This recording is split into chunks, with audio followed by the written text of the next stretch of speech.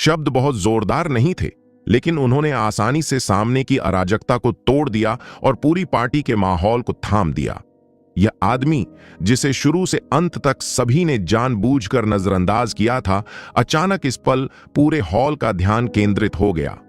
तान्या ने तुरंत मुड़कर देखा कि उसने अपने हाथ में सिगरेट बुझा दी और कदम दर कदम उसकी ओर चल पड़ा।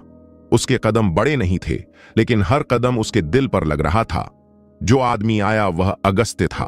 उसके जीवन के सबसे निराशाजनक क्षण में वह मानो आसमान से उतरा कोई देवता था। तान्या का मुंह खट्टा था और उसकी भावनाएं उलझी हुई थीं। उसकी अलग थलग और असहाय स्थिति में सभी उसे और उसकी मां को मुसीबत समझते थे। किसी ने भी एक शब्द भी बोलने की हिम्मत नहीं की।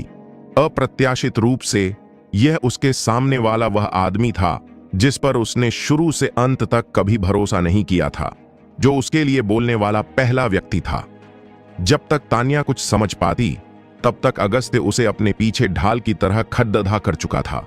उसकी कमजोर पीठ मानो इस पल उसके सिर के ऊपर का आसमान थामे हुए थी। तान्या ने अपने होंठ काटे और मन ही मन सवाल पूछा, तुम यहां क्यों हो? अगस्त्य का स्वर शांत था, मानो वह कोई सच बयान कर रहा हो। मैंने कहा था कि कल रात जो हुआ उससे मेरा एक अटूट रिश्ता है। अगर तुम इससे सुलझा सकती हो तो मैं इससे दूर रह सकता हूं। अगर नहीं सुलझा सकती तो मुझे करने दो। यह देखकर कि तान्या कुछ नहीं बोली, अगस्त्य ने पूछा, क्यों? क्या तुम फिर से कहना चाहती हो कि मैं अपनी हैसियत से बढ़कर सोच रहा हूं? तान्या ने कोई और सवाल नहीं पूछा। उसकी तेज नजरें मानो उसकी असलियत समझ रही थीं। तुमने देखा कि अभी क्या हुआ। क्या तुम्हें पता है कि अगर तुम ऐसा करोगे तो क्या नतीजे होंगे? अगस्त्य ने कंधे उचका दिए। नतीजे क्या हो सकते हैं? वैसे भी मैं बहुत पहले ही रोहन कपूर को नाराज कर चुका हूं। यह उसके साथ जिंदगी मौत की लड़ाई है। एक और मुसीबत से क्या फर्क पड़ेगा? तान्या ने उसे याद दिलाया। लेकिन दिया के पीछे रोहिणी सिंघानिया हैं और चेतना शर्मा शायद तुम्हारी रक्षा न कर पाए। अगस्त्य ने गंभीरता से कहा, आज मेरे यहां खड़े होने का चेतना से कोई लेना देना नहीं है। तान्या ने अपने होंठ काटे। उसकी आवाज भावुक हो गई। तो इसका किससे लेना देना है? अगस्त्य ने उसकी आंखों में सीधे देखा। इसका तुमसे लेना देना है। यह बातचीत सुनकर रोहन कपूर का गुस्सा फूट पड़ा। उसका चेहरा गंभीर हो गया। तान्या का उसका प्रस्ताव स्वीकार न करना एक बात थी, लेकिन अगस्त्य का उसका हाथ थामने के लिए सबके सामने आना दूसरी बात थी।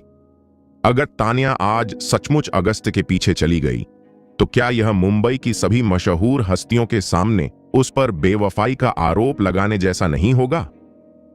रोहन ने अपने शिष्टाचार की परवाह नहीं की और गुस्से से चिल्लाया, अगर तुम तान्या को उसकी मनमानी करने दोगी तो क्या तुम सब खन्ना परिवार में मरने के लिए तैयार हो? रमेश ने मामले को और बिगड़ने नहीं दिया।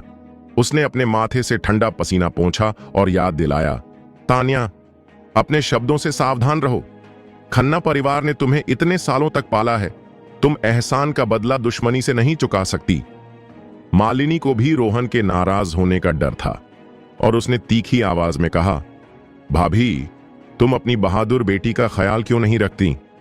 अगर आज हुई परेशानी का असर खन्ना परिवार पर पड़ा तो इसके लिए तुम ही जिम्मेदार ठहराई जाओगी। सुनीता ने अपनी मुट्ठियां भींच लीं और चुप रहीं। तान्या मुस्कुराई। भारी दबाव के बावजूद वह ऐसे मुस्कुराई जैसे आसपास कोई न हो। तो अगस्त्य, आज तुम यहां किस लिए हो? क्या तुम यहां मेरे लिए खड़े होने के लिए आए हो या मुझे भगाकर ले जाने के लिए? अगस्त्य उसके स्वर से प्रभावित हुआ। तुम मुझसे क्या करवाना चाहती हो? तान्या ने गहरी सांस ली और गुस्से से कहा, आज मुझे इस पार्टी से भगा ले चलो। अगस्त्य, क्या तुम्हारी हिम्मत है? अगस्त्य ने बिल्कुल भी संकोच नहीं किया। जब तुम एक महिला होकर नहीं डरती तो मुझे क्यों डरना चाहिए? जैसे ही शब्द निकले, अगस्त्य ने तान्या की बांह पकड़ ली, उसे जबरदस्ती अपनी बाहों में ले लिया और एक हाथ से उसे गले लगा लिया। उसका स्वर एक लहर की तरह था जिसने पूरे हॉल को हिला दिया। मेरी बात सुनो, अब से वह मेरी, अगस्त्य राठौर की औरत है। उसके मामले मेरे मामले हैं और उसकी सारी परेशानियां मुझ पर हैं। मैं खन्ना परिवार की सारी परेशानियां भी झेलूंगा। तान्या का नाजुक शरीर थोड़ा कांप उठा। उसकी नजर अगस्त्य के दृढ़ चेहरे पर पड़ी और उसने अनजाने में उसका हाथ और कसकर पकड़ लिया। दिया की आंखें गुस्से से भर गईं। तुम बिल्कुल सही समय पर आ गए। मैं तुमसे हिसाब किताब करने ही वाली थी। एक गमवार जो ड्राइवर के रूप में काम कर रहा है, क्या तू सच में खुद को बड़ा शख्स समझता है? तू तो खुद अपनी जान नहीं बचा सकता, दूसरों की क्या मदद करेगा? दिया ने मुड़कर उसे याद दिलाया। मिस शर्मा, मेरी चाची ने अभी कहा कि सिंघानिया परिवार आज के मामले में दखल नहीं देगा। मिस रिया भी सहमत थी। तुमने साफ साफ सुना था, है ना? चेतना ने रिया की तरफ देखा और कहा, मैं मिस खन्ना के निजी मामलों में दखल नहीं दूंगी। दिया की नजर फिर से तान्या पर पड़ी और उसका लहजा और भी घमंडी हो गया। तान्या, मुझे लगा था कि तेरे पास भरोसा करने के लिए कुछ है, लेकिन तेरा थ्रुप का पत्ता तो यह ड्राइवर है। कुतिया तो कुतिया ही होती है। तू मर्दों को रिझाने में माहिर है, लेकिन मुझे उम्मीद नहीं थी कि तू आवारा कुत्तों को भी रिझा लेगी। लेकिन मैं तुझसे कहती हूं, एक जंगली कुत्ता तो एक जंगली कुत्ता ही होता है। आज तुझे कोई नहीं बचा सकता। अगस्त्य आधा कदम आगे बढ़ा। तुम्हारी जबान बहुत लंबी हो गई है। तुम्हें किसी ने तमीज नहीं सिखाई क्या? जैसे ही उसने बोलना खत्म किया, पूरे कार्यक्रम स्थल पर एक जोरदार थप्पड़ की आवाज गूंज उठी। अगस्त्य ने जरा भी हिचकिचाहट नहीं दिखाई, हालांकि वह एक औरत थी। इतनी जोर से उसने दिया को हवा में उछाल दिया। दिया हैरान रह गई। दोपहर की घटना उसके लिए एक सबक थी और वह अगस्त्य से सावधान थी, लेकिन उसने कभी सोचा भी नहीं था कि वह यहां उस पर हमला करने की हिम्मत करेगा। यह सिंघानिया मैंशन था और उसके पीछे रोहिणी सिंघानिया और रोहन कपूर थे। लेकिन इस मामूली ड्राइवर का क्या? चेतना शर्मा ने भी साफ कर दिया था कि वह दखल नहीं देगी, फिर भी उसने उस पर हमला करने की हिम्मत की। क्या वह सचमुच निडर था? होश में आने के बाद दिया ने अपने गाल ढंक लिए और शर्मिंदगी से कहा, चाची, उसने उसने उसने मुझे मारा। दिया के याद दिलाए बिना ही रोहिणी पहले ही ताना मारते हुए आगे बढ़ चुकी थी। तेरी हिम्मत कैसे हुई हमारे सिंघानिया मेंशन में किसी को मारने की? उस तेज रौब ने कई लोगों को पीछे हटने पर मजबूर कर दिया, लेकिन अगस्त्य डरा नहीं। चेयरमैन सिंघानिया ने अभी कहा कि सिंघानिया परिवार आज के मामलों में दखल नहीं देगा। क्या आप अपना वादा तोड़ना चाहती हैं? रोहिणी ने विनम्रता से कहा, मैंने अभी सुना है कि सिंघानिया मैंशन की पार्टी में कोई उपद्रव कर रहा था। यह तुम ही हो, है ना? मैंने सुना है कि तुम एक ड्राइवर हो। तुम वाकई एक अनपढ़ इंसान हो। मुझे परवाह नहीं कि तुम बाहर बेकाबू हो या नहीं।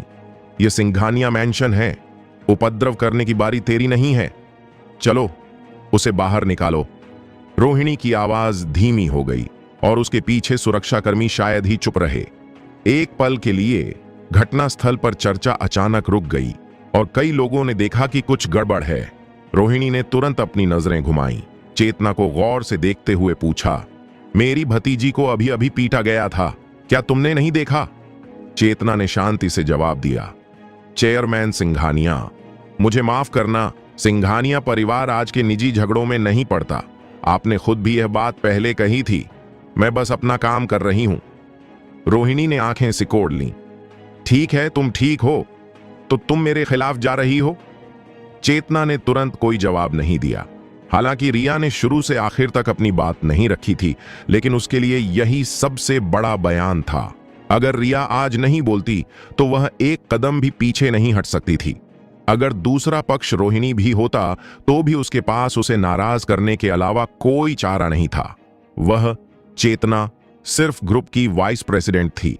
अगर उसने निदेशक मंडल की शक्तिशाली उपाध्यक्ष को जल्दबाजी में नाराज कर दिया तो भले ही रिया उसकी पीठ पीछे उसका बचाव कर रही हो, उसे भविष्य में जरूर परेशानी का सामना करना पड़ेगा। चेतना ने गहरी सांस ली और रोहिणी से भिड़ने ही वाली थी कि अगस्त की आवाज अचानक गूंजी, चेयरमैन सिंघानिया, आज की घटना का उससे कोई लेना देना नहीं है। अगर तुम में हिम्मत है तो मेरे पास आओ। जैसे ही अगस्त्य बोला, दबाव अचानक कम हो गया। चेतना की नजर अगस्त्य पर पड़ी और पहली बार उसकी आंखों में काम से परे एक भावना की लहर दिखाई दी। कुछ कृतज्ञता, कुछ अनजानी भावना। रोहिणी ने ताना मारा, तुझे लेने आ रही हूं? अगस्त्य ने सिर हिलाया। हां, रोहन कपूर के लोग बाहर ही हैं। उन्हें अंदर आने दो ताकि सिंघानिया परिवार इससे दूर रहे और कोई यह कहने की हिम्मत न करे कि आप दूसरों को धमका रही हैं। रोहिणी ने ताना मारते हुए पूछा। अगस्त्य, है ना? तेरा मुंह तो बड़ा चलता है। अगर रोहन आज की जन्मदिन की पार्टी खराब करने को तैयार न होता तो क्या तुझे सच में लगता है कि तू जैसी घटिया हरकत अब तक बर्दाश्त की जाती? दूसरों को धमकाना? क्या तुझे चाहिए कि मैं सिंघानिया परिवार का इस्तेमाल करके तुझे दबाऊं? मैं बस अपने हाथ गंदे नहीं करना चाहती। और जब मैंने दखल न देने की बात कही थी तो मेरा मतलब दोनों पक्षों के बीच न्याय के आधार पर था। तू एक आदमी एक औरत को मारता है, तेरा मुंह कहां है? अगस्त्य मुस्कुराया। कितना न्यायपूर्ण सौदा है। आपने अभी अभी बिना कुछ कहे किसी को थप्पड़ मारा और फिर हल्की फुल्की माफी मांगकर मामले को रफा दफा कर दिया। इस मामले में मेरा कोई पक्ष नहीं है, लेकिन इस कुतिया ने मेरे सामने ही मेरी औरत को डांटा। माफ करना, इस मामले का मुझसे कुछ लेना देना है। औरत होने में क्या बुराई है? दिया का लोगों को मारना ठीक है, लेकिन मैं पलटकर जवाब नहीं दे सकता। क्या यही नियम तुमने बनाया है? अगर तुम चाहती हो कि मैं उसके साथ औरत जैसा व्यवहार करूं, तो उसे पहले खुद के साथ औरत जैसा व्यवहार करना होगा। यह कहते हुए अगस्त्य ने दिया की ओर देखा। उसकी आंखें शांत थीं, लेकिन उसका लहजा बेहद दबंग था। अगर मैंने तुझे फिर से तान्या के बारे में कोई गंदी बात कहते सुना तो मैं आज तेरी जीभ खींच लूंगा। यकीन है। भद्दे शब्द, बेतुके बयान और धीमी आवाज, लेकिन किसी ने भी इस वाक्य की सच्चाई पर शक करने की हिम्मत नहीं की। दिया ने ऐसा दृश्य कब देखा था? वह तुरंत डर गई और उसका चेहरा पीला पड़ गया। वह रोहिणी के पीछे छिप गई, चिल्लाने की हिम्मत नहीं जुटा पाई और उसका शरीर कांप रहा था। रोहिणी ने ऐसी चाल पहले कभी नहीं देखी थी। उसने अगस्त्य को ठंडी नजरों से देखा और उसके पास शुरू करने के लिए लगभग कोई जगह नहीं थी। अगस्त्य ने बात बदलते हुए कहा, रोहन कपूर, मैंने सुना है कि तुम पिछले 2 सालों में मुंबई के सबसे शानदार आदमी हो। मैं तुम्हारी कमाल की बात कैसे नहीं समझ पाया? 2 औरतों को अपने लिए खड़ा होने देना, क्या तू सिर्फ औरतों के पल्लू के पीछे छिपना जानता है? रोहन का चेहरा बेहद उदास था और वह अपने सामने वाले आदमी को टुकड़े टुकड़े कर देना चाहता था। अगस्त्य ने सिर हिलाया। मैं यहां हूं। रोहन ने अपनी मुट्ठियां भींच ली। क्या तू सच में मेरी औरत को छूने वाला है? अगस्त्य ने तान्या को जोर से अपनी बाहों में जकड़ लिया। तुम्हारी औरत? उसे बुलाओ और देखो कि क्या वह तुम्हारी बात मानती है। एक लंबी खामोशी के बाद रोहन कपूर ने आखिरकार अपनी बात रखी। तान्या, आज मिस रिया की जन्मदिन की पार्टी है। मैं मेहमान हूं और कोई परेशानी नहीं पैदा करना चाहता। अगर तुम अभी आ जाओ तो मैं वादा करता हूं कि आज जो कुछ भी हुआ उसे भुला दिया जाएगा। तान्या हैरान रह गई और उसने अनजाने में दोहराया, भुला दिया जाएगा? रोहन ने सिर हिलाया और कहा, हां, भुला दिया जाएगा। मैं अब वीडियो के मामले को आगे नहीं बढ़ाऊंगा।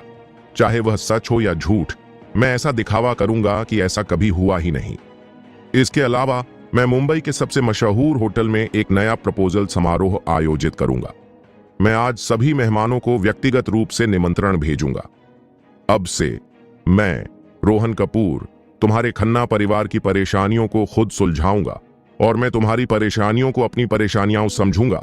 और मैं गारंटी देता हूं कि मुंबई में खन्ना परिवार का कारोबार बिना किसी रुकावट के सुचारू रूप से चलेगा। और अगस्त्य के बारे में, इस पर रोहन ने अपना संयम वापस पाया और शांति से चेतावनी दी।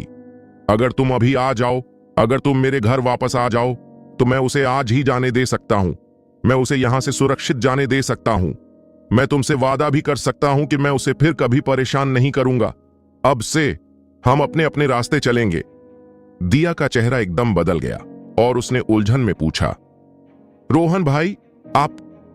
उसकी बात पूरी होने से पहले ही रोहन ने ठंडे स्वर में बीच में ही टोक दिया, दिया, मैं तुम्हें सिर्फ चेयरमैन सिंघानिया की वजह से इज्जत दे रहा हूं। जब मैं बोल रहा हूं तो कृपया मुझे बीच में मत टोको। एक औरत को आज्ञाकारी होना चाहिए। दिया थोड़ी असंतुष्ट थी और चाहती थी कि रोहिणी हस्तक्षेप करे। अप्रत्याशित रूप से रोहिणी ने उसे चेतावनी भरी नजर से देखा। दिया बस एक दूर की चचेरी बहन थी। अगर शादी न भी हो तो कोई बात नहीं, लेकिन बिना वजह रोहन को नाराज करना, वह ऐसा घाटे का सौदा बिल्कुल नहीं करेगी। रोहन ने फिर तान्या की ओर देखा। जरा सोचो, अगर तुम मान जाओ तो मैं वादा करता हूं कि हम फिर से शुरुआत करेंगे। अब से पूरे मुंबई में कोई भी तुम्हारे बारे में एक शब्द भी कहने की हिम्मत नहीं करेगा। अगर कोई करेगा भी तो मैं उसकी जबान काट दूंगा। खैर, यह मेरी सबसे बड़ी ईमानदारी और तुम्हारे प्रति मेरी आखिरी मेहरबानी है। मुझे उम्मीद है कि तुम इस पर गंभीरता से विचार करोगी। मैं तुम्हें जल्दबाजी करने के लिए नहीं कहूंगा, मैं तुम्हें थोड़ा समय दूंगा। जैसे ही रोहन की आवाज धीमी हुई, सबकी नजरें फिर से तान्या पर पड़ गईं। यह घटनाओं का एक बिल्कुल अप्रत्याशित मोड़ था। कोई सोच भी नहीं सकता था कि हमेशा मजबूत रहने वाला रोहन इतनी बड़ी रियायत देगा। हालांकि आज रात तान्या के प्रदर्शन को देखते हुए सभी को जल्द ही राहत मिली। तान्या आज रात वाकई कमाल की थी, रिया से भी ज्यादा शानदार। अगर यह उसके परिवार के बोझ के लिए नहीं होता तो वह वास्तव में खन्ना परिवार की रानी की उपाधि की हकदार थी। ऐसी बेहतरीन महिला को किसी अन्य पुरुष की बाहों में जाने देना? जब तक रोहन मूर्ख नहीं है, उसे पता होना चाहिए कि अपने फायदे को कैसे बढ़ाना है। तान्या को चुप देखकर रमेश ने शर्मिंदा होने की परवाह नहीं की और फिर से राजी किया। तान्या, रोहन ने पहले ही यह कह दिया है, तुम अब भी किस बात से हिचकिचा रही हो? उसने तुमसे माफी मांगी है और तुम्हारे लिए अपनी सारी चिंताएं दूर करने को तैयार है। तुम और किस बात से संतुष्ट नहीं हो? मालिनी को भी एक बहाना मिल गया। यह सही है। देखो, रोहन को परखने के लिए तुमने जानबूझकर ऐसा नशे में धुत होने का वीडियो बनाया। हमारे घर वालों को भी तुमने अंधेरे में रखा। तुमने सच में ऐसा करने की हिम्मत की? ऐसा इसलिए क्योंकि रोहन तुमसे बहुत प्यार करता है। कोई और होता तो इतना उदार कौन होता? अब तुम क्या सोचती हो? इतना कुछ होने के बाद तुम्हें आखिरकार पता चल ही गया कि रोहन किसकी सबसे ज्यादा परवाह करता है ना? रोहित आगे बढ़ा और इशारा किया। दीदी बस करो, मेरे जीजा तुम्हारा इंतजार कर रहे हैं। तान्या के पिता पूरी रात चुप रहे। उनकी नजरें अपनी बेटी की ओर उलझन और अपराध बोध से भरी थीं। सुनीता ने गहरी सांस ली और धीरे से आगे बढ़ी। तान्या ने अपना सिर घुमाया। क्यों, तुम मुझे भी मनाने आई हो? सुनीता ने आह भरी। उनके तेवर पहले जैसे सख्त नहीं थे। जो भी चुनना हो सोच समझकर चुन लो। मैं रोहन के चरित्र पर कोई टिप्पणी नहीं करूंगी, लेकिन अगर तुम उसका साथ दोगी तो तुम कम से कम दूसरों के सामने तो उभर सकोगी। अब से न सिर्फ खन्ना परिवार बल्कि पूरे मुंबई में कोई भी तुम्हें नीची नजर से देखने की हिम्मत नहीं करेगा। लेकिन अगर तुम अगस्त्य का साथ दोगी तो क्या होगा? भविष्य में तुम कैसे जियोगी? उसके पीछे चलकर गरीबी में जीवन बिताओगी और हर समय रोहन के बदले की चिंता करोगी। अगस्त्य आज तुम्हारे लिए खड़ा हो सकता है और मुझे उसे रोकने का कोई अधिकार नहीं है। अगर तुम अगस्त्य को चुनने पर अड़ी रही तो मैं तुम्हें भी नहीं रोकूंगी। कोई भी मां अपनी बेटी को अपने हाथों से आग के कुंड में धकेलने को तैयार नहीं होती। तुम सोचती हो कि रोहन एक आग का कुंड है, लेकिन अगर वह अगस्त्य का साथ देती है तो क्या वह आग का कुंड नहीं है? बस इतना ही कहना है। तान्या, तुम बड़ी हो गई हो। जब तक तुम अपने फैसलों की जिम्मेदारी खुद ले सकती हो, तुम खुद तय कर सकती हो कि भविष्य में तुम्हें कौन सा रास्ता अपनाना है। अपनी मां को जाते देख तान्या अचानक पलटी और बिना पलक झपकाए अगस्त्य को घूरने लगी। तुम्हारा क्या कहना है अगस्त्य? तुम क्या चाहते हो कि मैं चुनूं? अगस्त्य ने तान्या की आंखों में देखा। मैंने अभी कहा था कि अब से तुम मेरी, अगस्त्य की औरत हो। तुम्हारे मामले मेरे हैं और तुम्हारी सारी मुसीबतें मेरे सिर पर होंगी। मैं खन्ना परिवार की सारी मुसीबतें भी झेलूंगा। यही मेरी मर्जी है। मर्द की जबान एक होती है। आज जब तक तुम तान्या पछताओगी नहीं, पीछे नहीं हटोगी और मेरा हाथ नहीं छोड़ दोगी, चाहे कोई भी पूछे, चाहे कोई मेरी गर्दन पर चाकू भी रख दे, मैं फिर भी वही जवाब दूंगा। तान्या की आंखें अचानक चमक उठीं। कोई हमें बाहर रोक रहा है, तुम मुझे कैसे बाहर निकाल सकते हो? अगस्त्य का रौब चमक रहा था। मैं भगवान से भी लाडीडीएच जाऊंगा। अगर आज किसी ने तुम्हारे सिर का एक बाल भी छुआ तो मैं अपना नाम उल्टा लिख दूंगा। तान्या उसे याद दिलाती रही। लेकिन मेरा परिवार तुम्हें पसंद नहीं करता। अगस्त्य ने कंधे उचका दिए। जब तक तुम मेरा साथ दोगी, तुम्हारा परिवार मेरा परिवार है। तुम्हारे लिए मैं सब कुछ सह सकता हूं, चाहे मुश्किलें हों या परीक्षाएं। तुम्हें चिंता करने की जरूरत नहीं है। मैं सब कुछ सुलझाने के लिए आगे आऊंगा। तान्या ने जवाब दिया। अगर मैं भी तुम्हें पसंद नहीं आई तो क्या होगा? अगस्त्य मुस्कुराया। यह सामान्य बात है कि तुम मुझे पसंद नहीं करती। हम एक दूसरे को 24 घंटे से भी कम समय से जानते हैं। मैं कोई सुंदर अमीर आदमी नहीं हूं। मैं बस एक खड्डूस इंसान हूं जिसके पास कुछ नहीं है। तुम्हें मुझसे पहली नजर में प्यार क्यों होगा? तुम तान्या अमीर हो, जवान हो, खूबसूरत हो, अच्छी फिगर वाली हो, पढ़ी लिखी हो और तुम्हारी पारिवारिक पृष्ठभूमि भी बहुत अच्छी है। अगर कल रात वाली बात ना होती तो मेरे जैसा आदमी तुम्हारी जिंदगी में आने के लायक नहीं होता। लेकिन मैं अगस्त्य पूरी तरह से बेकार नहीं हूं। कम से कम मैं उतना बेकार तो नहीं हूं जितना तुम सोचती हो। मुझे थोड़ा वक्त दो, मैं खुद को साबित करने का कोई ना कोई रास्ता जरूर ढूंढ लूंगा। मैंने कहा था कि मैं तुम्हें खुशी चुनने का हक दूंगा। अगर तुम्हारी खुशी की परिभाषा धन, दौलत और वैभव से भरी जिंदगी है, ठीक है, तो मैं तुम्हारे लिए खुद एक सुनहरा साम्राज्य बनाने को तैयार हूं। जाहिर है, मैंने तुमसे यह वादा किसी और वजह से नहीं, बल्कि जिम्मेदारी और फर्ज के तौर पर किया है। मेरी सोच थोड़ी पारंपरिक है। तुम मुझे दकियानूसी कह सकती हो। चूंकि मैंने तुम्हारा कौमार्य छीना है, तो मेरा फर्ज बनता है कि मैं तुम्हारे लिए यह सब करूं। एक मर्द होने के नाते यह जिम्मेदारी मेरी होनी चाहिए। लेकिन मुझे चापलूस मत समझना। अगर कल रात जो हुआ ना होता, तो तुम चाहे कितनी भी खूबसूरत क्यों ना हो, मैं तुमसे यह वादा ना करता। और मैं कुछ ऐसा कहने जा रहा हूं जो शायद तुम्हें सुनना पसंद ना आए। असल में मैं भी तुम्हें ज्यादा पसंद नहीं करता। कम से कम मुझे तुम्हारा अहंकार और दादागिरी पसंद नहीं है, और मेरा स्वभाव भी अच्छा नहीं है। इसलिए हमारे बीच कुछ अनबन जरूर होगी। मैं आगे से धैर्य रखने की पूरी कोशिश करूंगा, और तुम्हें भी ज्यादा सहनशील होना चाहिए। अवर्णनीय दबाव में तान्या लगभग हंस रही थी। उसकी उदासीनता फीकी पड़ गई। अगस्त्य, तुम सच में एक सीधे साधे आदमी हो। मैंने यह कब कहा कि मैं आज तुम्हारे साथ जरूर चलूंगी? अगस्त्य औरतों की चंचलता को लेकर थोड़ा अनिश्चित था। तो फिर तुम? तान्या उसके और करीब झुकी। अगर तुम्हारे आखिरी कुछ शब्द न होते तो शायद मुझे सचमुच पछतावा होता। ऐसा नहीं है कि मैं घमंडी हूं, लेकिन आज मैं जहां हूं वहां पहुंचने के लिए मैंने बहुत ज्यादा कीमत चुकाई है। लेकिन अब मैंने अपना मन बदल लिया है। मैं एक जुआ खेलना चाहती हूं। इस बार अगस्त्य समझ गया। कैसा दांव? तान्या ने अगस्त्य की आंखों में देखा। उसका स्वर धीरे धीरे तीखा होता गया। अगस्त्य, मैं मानती हूं कि तुम एक अनोखे आदमी हो, उन सभी आदमियों से अलग जिनसे मैं पहले मिली हूं। लेकिन मैं, तान्या खन्ना, एक ऐसी औरत हूं जिसे दिल से गर्व है। मैं अपना गौरव, अपना सब कुछ, यहां तक कि अपना परिवार भी सिर्फ इसलिए नहीं छोड़ूंगी क्योंकि तुम मुझसे यूं ही कुछ वादे कर देते हो। मैं कोई नासमझ औरत नहीं हूं जो तुम्हारे साथ बेफिक्री से भाग जाएगी।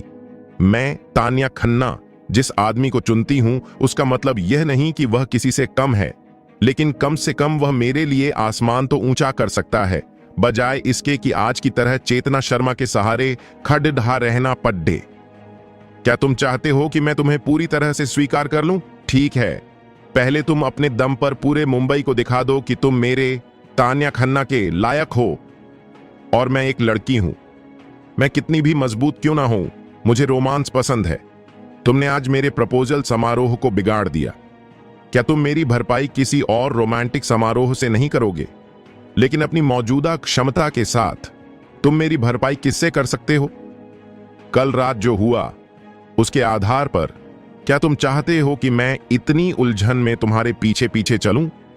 अगस्त्य, मैं तुम्हें बताती हूं, यह नामुमकिन है। मैं किसी को नीचा दिखाने का इरादा नहीं रखती, लेकिन आज मैंने अपनी जिंदगी के पहले आधे हिस्से की कीमत चुका दी है। तुम इस लायक नहीं हो कि मैं तुम्हारे लिए सब कुछ छोड़ दूं। कम से कम अभी तो तुम इस लायक नहीं हो। क्या तुम मेरी बात समझ रहे हो? तो कृपया मुझे 3 महीने का समय दो। मैं तुम्हें एक मौका देने की कोशिश करूंगी, तुम्हें पसंद करने की कोशिश करूंगी, और यहां तक कि तुमसे प्यार करने की भी कोशिश करूंगी। लेकिन इन 3 महीनों में तुम मुझे मजबूर नहीं कर सकते। इसी तरह मुझे उम्मीद है कि तुम इन 3 महीनों में जो कह रहे हो वो कर पाओगे। मुझे खोखली बातें मत बताओ।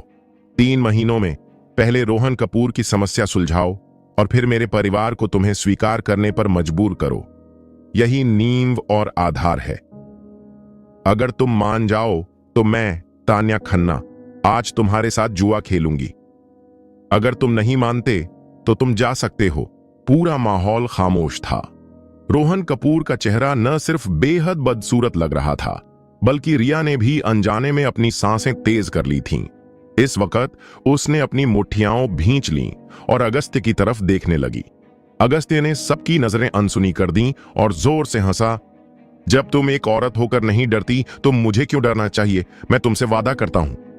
सब कुछ सुलझता देख दिया का चेहरा खुशी से चमक उठा और उसने ताना मारते हुए कहा, रोहन भाई, अब समझ में आया। मैंने पहले भी कहा है, तान्या एक बदचलन औरत है जो किसी के भी साथ सो सकती है। उसे जंगली कुत्ते भी पसंद हैं। अफसोस है कि तुम अब भी उसके इतने दीवाने हो। दिया की बात पूरी होने से पहले ही तान्या ने अगस्त्य के हाथ से रेड वाइन का गिलास लिया, आगे बढ़ी और फिर सबके सामने उसे सीधे दिया पर फेंक दिया। मेरे आदमी को क्या तू इस तरह डांटेगी? दिया चिल्लाई। तान्या ने उसकी बात अनसुनी कर दी। मुझे फिर से डांटने की कोशिश की? अगली बार मैं तेरे मुंह पर शराब का गिलास पटक दूंगी। तान्या के रौब से भयभीत होकर दिया ने जवाब देने की हिम्मत नहीं की। नाजुक मोड़ पर रोहन आगे बढ़ा। उसकी ठंडी आवाज मानो उसके दांतों के बीच से दबी हुई थी। तान्या, क्या तूने सचमुच सोच लिया है? तान्या ने गर्व से पूछा। और क्या सोचना है? रोहन, मैंने बहुत पहले ही कह दिया था, मैं वो गुड़िया नहीं हूं जिसकी तुमने कल्पना की थी। न ही मैं कोई साधारण औरत हूं जिस पर तुम हुक्म चला सको। मैंने तुम्हें मौका दिया था, लेकिन तुमने उसे संजोया नहीं। रोहन ने असमंजस में पूछा। सिर्फ उस अगस्त्य के लिए, उस मामूली ड्राइवर के लिए तू अपना सब कुछ दांव पर लगाने को तैयार है? तान्या पीछे नहीं हटी। कम से कम वह एक मर्द तो है। जब मुझे सबसे ज्यादा जरूरत थी तब उसने मेरा साथ दिया। तुम्हारी तरह मुझे अकेला नहीं छोड़ा। और एक ड्राइवर में क्या गलत है? मेरी नजर में अगस्त्य तुमसे कहीं अधिक सक्षम है। रोहन ने ताना मारा। लेकिन क्या तूने कभी सोचा है कि अगर तू शर्त हार गई तो क्या होगा? क्या होगा अगर अगस्त्य आज यहां से बाहर नहीं निकल पाया? क्या होगा अगर अगस्त्य मेरे पैरों तले दब गया और वह जीवन भर उठ नहीं पाया? तब तक यह खबर कि तू एक ड्राइवर का पीछा कर रही थी पूरे मुंबई में फैल जाएगी। तान्या का स्वर और भी जोरदार हो गया। मैं जुआ खेल सकती हूं तो स्वाभाविक रूप से हार भी सकती हूं, और मुझे नहीं लगता कि अगस्त्य तुमसे ज्यादा बुरा है। रोहन, खुद से पूछ, अगर कपूर परिवार तेरा साथ न देता तो क्या तू अगस्त्य का मुकाबला कर पाता? जिस आदमी को मैं पसंद करती हूं वह तुझे एक ही झटके में बर्बाद कर सकता है। और अगर मैं हार भी गई तो क्या? अगर मैं तुम जैसे आदमियों को छोड़ दूं तो क्या मैं, तान्या, फिर भी जी नहीं पाऊंगी? रोहन ने ताना मारते हुए कहा। ठीक है, आए, मैं तुम्हारी बातें याद रखूंगा। मैं तेरे पछतावे का इंतजार करूंगा। मैं उस दिन का इंतजार करूंगा जब तू मुझसे भीख मांगने वापस आएगी। तान्या मुस्कुराई। रोहन, मेरी बात ध्यान से सुनो। अगर अगस्त्य हार गया तो मैं उसके लिए विधवा हो जाऊंगी और इस जीवन में कभी शादी नहीं करूंगी। लेकिन मुझसे यह उम्मीद मत करना कि मैं तेरे आगे झुक जाऊंगी। इसके बारे में सोचना भी मत। क्या तुम इस जवाब से संतुष्ट हो? रोहन ने अपनी गति को दबाया और खन्ना परिवार में सभी को ठंडी नजरों से देखा। तुम्हारे खन्ना परिवार ने एक अच्छी बेटी पाली है। रमेश दूसरे पक्ष की आंखों से डर गया और चिल्लाया, तान्या, मैं तुझे बताता हूं, हमारा खन्ना परिवार इस अगस्त्य को नहीं पहचानता। खन्ना परिवार का भावी दामाद केवल रोहन कपूर है। मालिनी ने भी यही किया, चिल्लाया, तान्या, अगर तूने आज सचमुच अगस्त्य को चुना है तो भविष्य में खन्ना परिवार से बाहर निकल जा। तान्या के पिता एक तरफ खड़े रहे और पूरी प्रक्रिया के दौरान अपनी राय व्यक्त नहीं की। केवल सुनीता ने अपनी बेटी को थोड़े अधिक दुख और आंखों में जटिलता के साथ देखा। तान्या ने गर्व से पूछा, क्या मजाक है? मैं अपनी शादी का फैसला खुद नहीं कर सकती तो फैसला लेने की बारी तुम्हारी कैसे हो सकती है? मैं फिर कहती हूं, जब तक मैं इनकार नहीं करती, अगस्त्य ही वह आदमी है जिसे मैंने चुना है। जिससे शादी करोगी उसी के साथ रहोगी, चाहे वो राजा हो या रंक। और तुम मुझे खन्ना परिवार से बाहर निकालना चाहते हो? आगे बढ़ो और कोशिश करो। मैं इतने सालों से खन्ना परिवार के लिए कड़ी मेहनत कर रही हूं। क्या तुम सच में सोचते हो कि मैं, तान्या, मिट्टी की बनी हूं? रमेश अब और बर्दाश्त नहीं कर सका और जल्दी से समझाया, मिस्टर कपूर, मेरी बात सुनो। यह हमारे खन्ना परिवार का मामला है, रोहन ने ठंडे स्वर में बीच में ही टोक दिया। और क्या समझाना है? तान्या ने इसे बहुत स्पष्ट कर दिया है। आवाज बंद होने के बाद रोहन ने फिर से तान्या को देखा और उसके दिल में जीतने की इच्छा पूरी तरह से जाग उठी। उसने सबकी निगाहों को नजरअंदाज किया, धीरे से आगे बढ़ा और पूछा, तान्या, तुम इस औरत दिया के बारे में क्या सोचती हो? तान्या ने बिना शर्माए कहा, कोई बात नहीं, उसके इरादे और तरीके नेक हैं, वरना मैं उसके हाथों में न पड़ती। औरों की बात? ऐसा नहीं है कि मैं उसे नीची नजर से देखती हूं, लेकिन क्या तुम्हें लगता है कि वह मेरे बराबर है? दिया ने डांटा। तान्या, तू, रोहन ने तपती आंखों से कहा, तान्या, मुझे तेरी हड्डियों में बस यही अहंकार और घमंड पसंद है। तुम सही कह रही हो, दिया थोड़ी कपटी है, तुम्हारी तरह खुली और ईमानदार नहीं। रूप रंग में वह तुम्हारी बराबरी की नहीं है, तो क्या हम एक शर्त लगाएं? तान्या ने भौहें चढ़ाई। कौन सी शर्त? कैसे शर्त लगाए? रोहन ने बार बार ताना मारा। क्या तू दिया को नीचा नहीं समझती? मुझे 3 महीने दो और मैं तुझे खुद प्रशिक्षित करूंगा। क्या तुझे घमंड नहीं है? 3 महीने बाद मैं तुझे दिया के चरणों में घुटने टेकने और दया की भीख मांगने पर मजबूर कर दूंगा। अगर मैं ऐसा करूं तो मैं चाहता हूं कि तू मेरी रखैल बने। मैं 1 कहूंगा और तू 2 नहीं कह सकती। मैं तुझे घुटनों के बल बैठने को कहूंगा और तू लेट नहीं सकती। मैं चाहूंगा कि तू रोज अपने सारे कपड़े उतार कर मेरे बिस्तर पर चढ़े। मैं चाहता हूं कि तू मेरे बिस्तर का खिलौना बने। अगर मैं ऐसा नहीं कर पाया तो 3 महीने बाद अगस्त्य और मेरे बीच की सारी शिकायतें खत्म हो जाएंगी। बेशक शर्त यह है कि अगस्त्य 3 महीने तक टिक सकता है। तुम क्या सोचती हो? क्या तुम यह दांव लगाने को तैयार हो? तान्या की आंखें आधी बंद थीं, उसकी भावनाएं बदल रही थीं। वह एक ऐसी इंसान थी जो हार मानने को तैयार नहीं थी और अचानक मान गई। उस नाजुक पल में एक उग्र हाथ ने अचानक उसकी पतली कमर को अपनी बाहों में खींच लिया और वह उसके सीने से जा टकराई। तान्या इस हद तक की करीबी से थोड़ी असहज थी। आखिरकार अगस्त्य के साथ उसका रिश्ता अभी अभी पक्का हुआ था और वे एक दूसरे के लिए अजनबी थे। वह अनजाने में विरोध करना चाहती थी, लेकिन जब उसने पाया कि अगस्त्य ने अब कोई जबरदस्ती नहीं की तो उसने मान लिया। इस अचानक हुई कार्रवाई ने न सिर्फ तान्या के दिल की धड़कनें बढ़ा दी, बल्कि रोहन कपूर का चेहरा भी बेहद बदसूरत बना दिया। दिया ने मौके का फायदा उठाया और रोहन का हाथ अपनी बाहों में लेने के लिए आगे बढ़ी। रोहन आखिरकार कुछ सम्मान वापस पाने में कामयाब रहा। दिया को गले लगाते हुए उसने एक सिगार जलाया और कहा, अगस्त्य, यह तान्या और मेरे बीच एक शर्त है। अगस्त्य ने उसके खत्म होने का इंतजार नहीं किया। शर्त लगा अपने चाचा से। लगभग अश्लील शब्दों ने न केवल रोहन के शालीन व्यवहार को तार तार कर दिया, बल्कि दर्शकों में मौजूद सभी लोगों को भी हैरान कर दिया।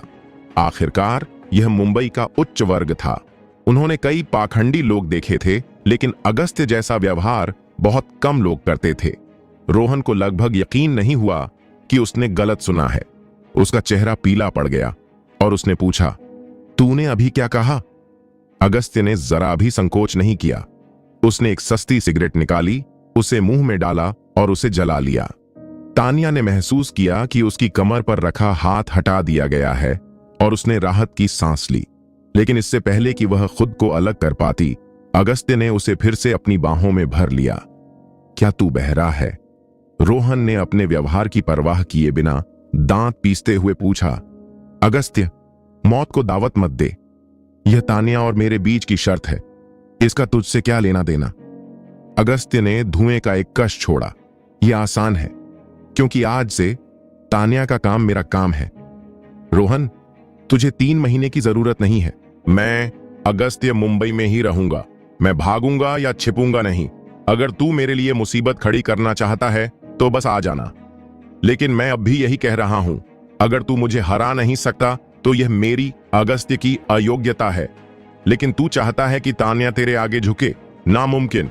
रोहन ने दांत पीसते हुए पूछा, तू ऐसा क्यों कर रहा है?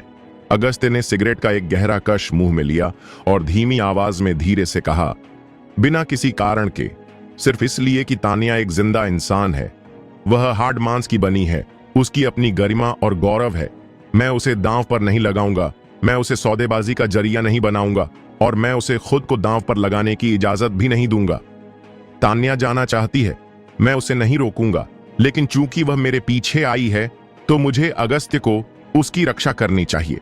अगर मैं उसकी रक्षा नहीं कर सकता तो यह मेरी गलती है, लेकिन अगर मैं अपनी जिंदगी भर की शांति के बदले में एक औरत को सौदेबाजी का जरिया बनाऊं तो मैं कैसा आदमी हूं। और रोहन, मैं तुझे चेतावनी दूं, मैंने शादी में दखल दिया, मैंने शब्द कहे, मैंने काम किए। अगर तुझ में क्षमता है तो मेरे पास आ। किसी औरत के लिए चीजें मुश्किल मत बना, यह कोई मर्दानगी नहीं है। बेशक अगर तू सच में तान्या को परेशान करना चाहता है तो मैं तुझे रोक नहीं पाऊंगा, लेकिन तुझे वो पुरानी कहावत तो सुननी ही चाहिए थी, नंगे पांव वाले जूते पहनने वालों से नहीं डरते। अगर तूने उसकी आधी उंगली भी छूने की हिम्मत की तो मैं तुझे मर्द होने का पछतावा करा दूंगा। यह मत सोचना कि मैं डींगे हाँक रहा हूं, और यह भी मत सोचना कि मैं तुझे डरा रहा हूं। यह सच है कि तू रोहन एक खलनायक है, लेकिन मैं अगस्त्य कोई सज्जन नहीं हूं। मुझ में इस समय तेरे पूरे कपूर परिवार के खिलाफ जाने की क्षमता नहीं है, लेकिन मेरे लिए तुझे साथ लेकर मरना आसान है। इस बिंदु पर तान्या के चारों ओर अगस्त्य की हथेली धीरे धीरे मजबूत होती गई और उसका स्वर गूंज उठा। संक्षेप में मुझे बस एक ही बात कहनी है, और यह सिर्फ रोहन को सुनने के लिए नहीं है। आज उपस्थित सभी लोग एक एक करके मेरी बात सुनो। कौन तान्या खन्ना को छूना चाहता है? जरूर, पहले मेरे अगस्त्य राठौर के शरीर के ऊपर से कदम रखो। ये शब्द निकलते ही अगस्त्य ने सिगरेट का बट जमीन पर पटक दिया और उसे अपने पैर के अंगूठे से कुचल दिया। तान्या एक तक देखती रही। जिंदगी में पहली बार किसी मर्द ने उसके साथ किसी अनमोल खजाने जैसा व्यवहार किया था। अगस्त्य के आते ही उसकी दशकों की व्यवस्थित जिंदगी धीरे धीरे पटरी से उतर गई। तभी तान्या की पलकें फड़क उठीं। अगस्त्य ने अपनी आस्तीन में हाथ डाला और उसकी हथेली में एक खंजर दिखाई दिया। कोई कुछ कह पाता इससे पहले ही अगस्त्य ने खंजर बाहर फेंक दिया। ठंडी रोशनी की एक चमक कौंधी और खंजर रोहन के गाल से बाल बाल बचकर उसके पीछे पेड़ के तने में जा घुसा। तुरंत अगस्त्य के दिल से एक अदृश्य आभा फैल गई। इस आभा से प्रभावित होकर वहां मौजूद सभी लोग डर के मारे पल भर के लिए चुप हो गए। दिया की चीख ने माहौल को तहस नहस कर दिया। आह रोहन भाई, तुम, खून बह रहा है, उसने अपना सफेद रूमाल थमाते हुए कहा। रोहन ने दिया की चीख अनसुनी कर दी, उसे दूर धकेला और अपनी गर्दन पर हाथ फेरा। ज्यादा खून नहीं था, बस एक खरोंच थी, लेकिन उसके अगले कदम ने सबके रोंगटे खड़े कर दिए। रोहन ने अपनी खून से सनी हथेली नाक के नीचे रखी, उसे सूंघा और फिर बेतहाशा चाटने की हरकत की। फिर से हाथ उठाकर उसने अगस्त्य पर गोली चलाने का इशारा किया। उसके चेहरे पर एक डरावनी मुस्कान थी और वह चिल्लाया। जैसे ही दोनों की नजरें मिलीं, मानो हवा में चिंगारियां उड़ने लगीं। अगले ही पल रोहन कपूर ने अपना रौब पूरी तरह से त्याग दिया और मुड़कर दिया के साथ पार्टी में वापस शामिल हो गया। जल्द ही सभी की मौन सहमति से माहौल सामान्य हो गया और संगीत बजने लगा। खन्ना परिवार में सभी की मिली जुली प्रतिक्रियाएं थीं। वे समझ नहीं पा रहे थे कि जाए या रुकें। केवल कृति ही शांत रही।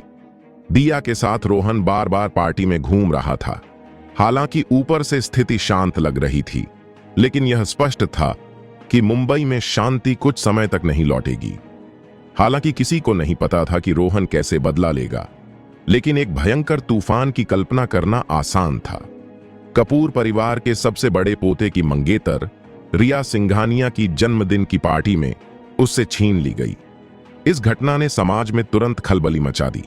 न केवल खन्ना परिवार की रानी की उपाधि जंगल की आग की तरह फैल गई, बल्कि 5 साल के अंतराल के बाद एक विशेष माध्यम से अगस्त्य राठौर नाम भी फिर से उभर आया। रिया का स्वर चंचल था। चेतना, क्या तुम्हें लगता है कि मेरे पास कोई मौका नहीं है? चेतना व्यंग्यात्मक मुस्कान के साथ बोली। उसे समझ नहीं आ रहा था कि क्या जवाब दे। लेकिन सच कहूं तो आज रात तान्या का प्रदर्शन वाकई प्रभावशाली था। कम से कम रिया से कमतर तो नहीं। रिया ने सवाल करना बंद कर दिया और खुद से बुदबुदाते हुए बोली, लेकिन यह तान्या तो वाकई दिलचस्प है। मैंने उसे पहले कम आंका था। वह मेरी प्रतिद्वंद्वी बनने के योग्य है। अपनी मौजूदा समस्याओं से निपटने के बाद मैं उसे कड़ी टक्कर दूंगी। मुझे उम्मीद है कि वह मुझे निराश नहीं करेगी। और रोहन पर भी नजर रखना। चूंकि मेरे भाई ने यह बात फैला दी है तो इससे दूर रहना। उसे मेरे भाई के साथ थोड़ा मजा करने दो। मैं भी जानना चाहती हूं कि पिछले 5 सालों में मेरे भाई ने क्या क्या झेला है। मुझे उम्मीद है कि रोहन मुझे जवाब ढूंढने में मदद कर पाएगा। यह कहकर रिया ने अपनी स्कर्ट एक तरफ फेंकी और बैंक्वेट हॉल में चली गई। जाने से पहले चेतना ने अगस्त्य की तरफ देखा। उसके चेहरे पर एक छिपी हुई चिंता की झलक थी। मुंबई में ऐसे लोग थे जो रोहन कपूर को चुनौती देने की हिम्मत रखते थे, लेकिन उनमें से बहुत कम लोग अगला दिन देख पाते थे। तान्या ने संवेदनशीलता से चेतना की नजरें पकड़ लीं और जैसे ही उसकी नजरें ऊपर उठीं, उसने बदले में पूछा, अगस्त्य, क्या तुम मुझे कुछ समझाना नहीं चाहते? अगस्त्य उसके सवाल से दंग रह गया। क्या समझाऊं? तान्या ने अपनी भौहें उठाईं। चेतना के साथ तुम्हारा क्या रिश्ता है? अगस्त्य ने सच बोलते हुए कहा, साधारण दोस्त। तान्या ने अपना सिर घुमाया। उसकी तीखी नजरें मानो हड्डियों में गहराई तक उतर रही थीं। अगस्त्य, क्या तुम मुझे 3 साल का बच्चा समझते हो? क्या एक साधारण दोस्त तुम्हारे लिए रोहन को नाराज कर सकता है? क्या एक साधारण दोस्त मिस सिंघानिया के सामने तुम्हारी बात कह सकता है? तुमने पहले कहा था कि तुम रोहित की परेशानियां सुलझाने में मेरी मदद करोगे। क्या तुम इसी रिश्ते पर भरोसा कर रहे थे? अगस्त्य हैरान था। क्या तुम्हें जलन हो रही है? तान्या ने बेरहमी से कहा, तुम मुझे जलन दिलाना चाहते हो, लेकिन अभी तुम इसके लायक नहीं हो। और अगस्त्य, मैं तुम्हें बता दूं, मैंने अभी जो कहा उसका मतलब यह नहीं है कि मैंने तुम्हें स्वीकार कर लिया है, लेकिन मैं तुमसे नफरत नहीं करती। हालात मुझे मजबूर करते हैं। अगर मुझे मजबूर न किया होता तो मैं तुम्हारे जैसे आदमी को कभी नहीं चुनती। क्या तुम मुझे समझते हो? अगस्त्य ने धीरे धीरे उसके दबदबे को स्वीकार किया। मैं समझता हूं। तुम, तान्या खन्ना, आसानी से हार मानने वाली औरत नहीं हो। तान्या ने सिर हिलाया। यह जानकर अच्छा लगा। हर किसी की अपनी निजता होती है। अगर कुछ बातें हैं जिनके बारे में तुम बात नहीं करना चाहते तो मैं पूछना भी नहीं चाहती। तो अगस्त्य, मेरी बात सुनो। तुम किसी भी औरत से दोस्ती करने के लिए आजाद हो, लेकिन मैं, तान्या खन्ना, ऐसी नहीं हूं जिसे तुम अपनी मर्जी से कुछ भी करने दो। मुझे उम्मीद है कि तुम मेरी सीमाओं को समझोगे। अगस्त्य कड़वाहट से मुस्कुराया। यह चेतावनी है या याद दिलाना? तान्या ने कुछ नहीं बताया। तुम इसे कैसे भी समझो, कोई फर्क नहीं पड़ता। अगस्त्य ने आह भरी। सच कहूं तो उसे उसका घमंडी और दबंग रवैया पसंद नहीं आया। वह एक साही की तरह थी जिसे कोई छू नहीं सकता। इसके अलावा यह औरत अंदर से मजबूत और घमंडी थी। वह हमेशा सबके सामने रक्षात्मक रहती थी। उसकी आवाज कांटों की तरह चुभती थी। हालांकि वह जानता था कि उसका ऐसा मतलब नहीं था, फिर भी उसके शब्द चुभते थे। अगस्त्य जानता था कि अगर उसने तान्या को पूरी तरह से नहीं जीता तो उसके कोमल पक्ष को देखना मुश्किल होगा। लेकिन न जाने क्यों तान्या के दबदबे ने उसे जीतने की गहरी इच्छा जगा दी। इसका प्रेम से कोई लेना देना नहीं था, बल्कि एक असाधारण स्त्री को जीतने की सहज इच्छा थी। एक खूंखार घोड़ी को भेड़ में बदलने से मिलने वाली उपलब्धि का एहसास। इससे पहले कि अगस्त्य अपना हाथ हटा पाता, तान्या ने फिर से उसकी कलाई पकड़ ली। जैसे ही अगस्त्य चौंका, दूर से कोई आया। रमेश ने सबसे पहले बात की। अगस्त्य की तरफ देखे बिना ही उसने ठंडे स्वर में चेतावनी दी, तान्या, तुमने आज खन्ना परिवार को पूरी तरह से बदनाम कर दिया है। चूंकि तुम इतनी जिम्मेदार हो, वापस जाओ और दादी को अपनी बात समझाओ। मालिनी कुछ ताना मारने ही वाली थी, लेकिन अगस्त्य की आंखों में एक नजर ने उसके शब्दों को रोक दिया। रोहित ने कुछ कमजोरी से चेतावनी दी, राठौर, जरा रुको। कृति ने कुछ नहीं कहा। जैसे ही वे एक दूसरे के पास से गुजरे, उसने खुशी से इशारा किया। वहां सन्नाटा छा गया और सुनीता चली गई। तान्या, मेरे साथ आओ, मुझे तुमसे कुछ पूछना है। उनके जाने के बाद वहां सिर्फ अगस्त्य और तान्या के पिता सुनील ही बचे थे। माहौल अजीब था और अगस्त्य को समझ ही नहीं आ रहा था कि शुरुआत कैसे करे। और चूंकि सामने वाला व्यक्ति तान्या का पिता था, उसे इस स्थिति से निपटने का जरा भी अनुभव नहीं था। तान्या के पिता सुनील ने ही चुप्पी तोड़ने की पहल की। तुम्हारी सिगरेट अच्छी लग रही है, एक मुझे भी दोगे? अगस्त्य को हैरानी जरूर हुई, लेकिन फिर भी उसने सिगरेट की पेशकश की। अंकल, आप भी पीते हैं? आग की एक लौ चमकी और सुनील ने अगस्त्य के हाथ के पिछले हिस्से पर हल्के से थपथपाया, आंखें सिकोड़ते हुए गहरी सांस ली। कुछ देर बाद उसने सांस छोड़ते हुए कहा, हां, मैंने लगभग 20 साल पहले धूम्रपान छोड़ दिया था। अच्छा लग रहा है। अगस्त्य चौंक गया। अंकल, आप? सुनील ने हाथ हिलाया, फिर मुस्कुराते हुए मुड़कर कहा, बेटा, मैं देख सकता हूं कि तुम एक अच्छे नौजवान हो। तुम जिम्मेदार, प्रतिबद्ध और साहसी हो। अगर तान्या तुम्हें सचमुच पसंद करती है तो मैं तुम्हारा समर्थन करता हूं। अगस्त्य एकदम हैरान रह गया। उसका शालीन और सौम्य व्यवहार तान्या की मां सुनीता के बिल्कुल विपरीत था। सुनील ने फिर बात बदली। जाहिर है, मैं खन्ना परिवार का घर जमाई हूं। मेरा कोई खास असर नहीं है और मेरी बातों का कोई वजन नहीं है। खन्ना परिवार के लोग मेरी बात कभी नहीं सुनते, इसलिए कोई उम्मीद मत रखना। मैं तुम्हारे लिए बोलूंगा ही नहीं। तुम्हारे लिए खड़ा होना तो दूर की बात है। मेरी वजह से तान्या ने बचपन से ही बहुत कुछ सहा है। उसका व्यक्तित्व स्वाभाविक रूप से मजबूत है। वह बहुत रक्षात्मक है और उसकी बातें स्वाभाविक रूप से चोट पहुंचाने वाली होती हैं। इसलिए अगर भविष्य में कोई दिक्कत आए तो मुझे उम्मीद है कि तुम उसके प्रति ज्यादा सहनशील रहोगे। एक पुरुष होने के नाते अगर तुम्हें वाकई क्षमता है तो तुम्हें उसका इस्तेमाल बाहर करना चाहिए। अगर तुम घर पर हिंसक व्यवहार करते हो तो वह क्षमता नहीं है, वह बदमाशी है। क्या तुम ऐसा कर सकते हो? अगस्त्य ने कुछ नहीं कहा, बस सिर हिला दिया। सुनील ने आगे कहा, जाहिर है, इस सब का आधार यही है कि तान्या तुम्हें मान चुकी है। जब तक तान्या तुम्हें मानती है, मैं एक पिता होने के नाते बिना किसी शर्त के तुम्हारा साथ दूंगा। इससे कोई लेना देना नहीं है कि तुम, अगस्त्य, अच्छे हो या बुरे। क्या तुम मेरी बात समझ रहे हो? अगस्त्य ने धीरे धीरे इस मौखिक टकराव को स्वीकार कर लिया। उसका रवैया अब भी सम्मानजनक था, लेकिन उसका लहजा थोड़ा तीखा था। मैं समझता हूं, तुम्हारी नजर में मैं, अगस्त्य, कुछ भी नहीं हूं। अगर तान्या ने सिर नहीं हिलाया होता तो आज अगर मेरा सिर भी टूट जाता और खून बहता, तब भी तुम मेरी तरफ देखते तक नहीं। यहां खड़े होकर मुझसे बात करना तो दूर की बात है।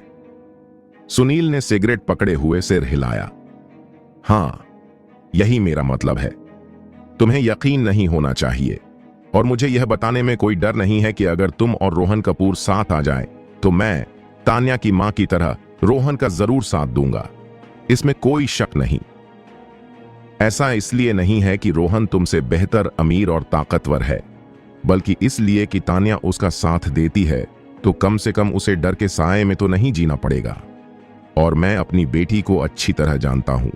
अपनी काबिलियत से वह 3 महीने से भी कम समय में रोहन को अनुशासित कर लेगी और वह कपूर परिवार में मजबूती से पैर जमा लेगी। तूफान के बाद हमेशा एक इंद्रधनुष जरूर आता है। कोई भी जोड़ा बनने के लिए पैदा नहीं होता। जिंदगी धीरे धीरे बीतती है। जब तक रोहन अपने तौर तरीके सुधारने को तैयार है, मुझे बिगड़े हुए बेटे को वापस आते देखकर बहुत खुशी होगी। लेकिन तुम्हारा क्या हाल है, अगस्त्य? हालांकि तुम अभी सिर्फ एक मामूली ड्राइवर हो, मुझे सच में नहीं लगता कि तान्या तुम्हें दबा पाएगी। मैंने तुम में बहुत ज्यादा अनिश्चितता और संकट की भावना देखी है। सीधे शब्दों में कहूं तो तुम एक ऐसे इंसान नहीं हो जो चैन की जिंदगी जी सके। अगस्त्य कड़वाहट से मुस्कुराया। अंकल, आप मुझे बहुत ज्यादा समझ रहे हैं। इसके अलावा क्या 2 लोगों को साथ रहते हुए एक दूसरे का सम्मान नहीं करना चाहिए? एक इंसान को दूसरे को दबाना क्यों पड़ता है? सुनील ने वापस पूछा, क्या तुम्हें लगता है कि यह मुमकिन है? क्या 2 मजबूत इरादों वाले लोग एक दूसरे का सम्मान कर सकते हैं? तान्या बचपन से ही ऐशो आराम की जिंदगी जीती रही है। वह कभी रसोई में नहीं गई, न ही घर का काम किया। उसने उच्चतम स्तर की शिक्षा प्राप्त की है, सबसे अच्छे संस्कार सीखे हैं और एक 100 करोड़ से ज्यादा बाजार मूल्य वाली बड़ी कंपनियां चलाई हैं। विलासिता के सामान को छोड़कर सिर्फ खाना, कपड़ा, मकान और परिवहन, उसका मासिक खर्च कम से कम 6 अंकों में है। उसके आसपास के दोस्त सभी तरह के अमीर लोग हैं। उसके एक शब्द से वह आधे घंटे में करोड़ों का कैश जुटा सकती है और मिनटों में हजारों लोगों की रोजी रोटी को प्रभावित कर सकती है। क्या तुम्हें लगता है कि ऐसी महिला तुम्हारे आगे झुक सकती है? मैं खन्ना परिवार की रानी की बात नहीं कर रहा। लेकिन वह निश्चित रूप से कोई ऐसी महिला नहीं है जिससे तुम कभी मिले हो। क्या तुम चाहते हो कि वह तुम्हारे बच्चों की देखभाल करे? क्या तुम चाहते हो कि वह एक अच्छी पत्नी और मां बने? अगस्त्य, इसके बारे में सोचना भी मत। तान्या ने सालों पहले एक जिद्दी व्यक्तित्व विकसित कर लिया था। इस सुरक्षात्मक कवच के बिना उसे कब का जिंदा खा लिया गया होता और खन्ना परिवार अब तक जिंदा नहीं बच पाता।